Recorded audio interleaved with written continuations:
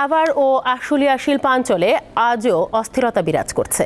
বকেয়া বেতন ভাতার দাবিতে নবীনগর চন্দ্রা সড়কে অবস্থান নিয়েছে শ্রমিকরা। এতে সড়কটিতে যান চলাচল বন্ধ রয়েছে। তৈরি হয়েছে তীব্র যানজট। ভোগান্তিতে পড়েছেন সাধারণ মানুষ, শিক্ষার্থী ও চালকরা। আইন শৃঙ্খলা বাহিনী দফায় দফায় তাদের সড়ক থেকে সরে যাওয়ার অনুরোধ করলেও শ্রমিকরা তাদের অবস্থানে অনড়। স্থানীয়রা জানান, বকেয়া বেতন ভাতা না পেয়ে রবিবার সকাল 9টা থেকে সড়কটিতে অবস্থান নেন বার্ডস গার্মেন্টসের শ্রমিকরা। শিল্পাঞ্চলে আজ 14টি বাদে বাকি কারখানা চালু রয়েছে।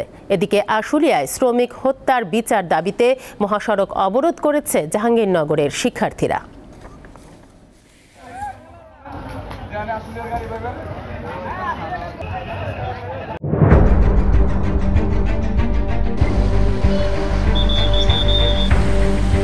পুরো ঘরে আমার মালামাল সহ একবারে চাপা দিয়ে লইয়া পুড়ে গেছে। মুখে বল দেখবে যাবে না যে রাস্তা কত দিয়ে ভাঙছে। 200 বছর আগের ঐতিহ্য মাটির ঘর ছিল, ওই মাটির ঘরগুলো একবারে ভাঙ্গা নিচে পড়ে গেছে। মানুষের তো অসহায়, করার কিছু নাই।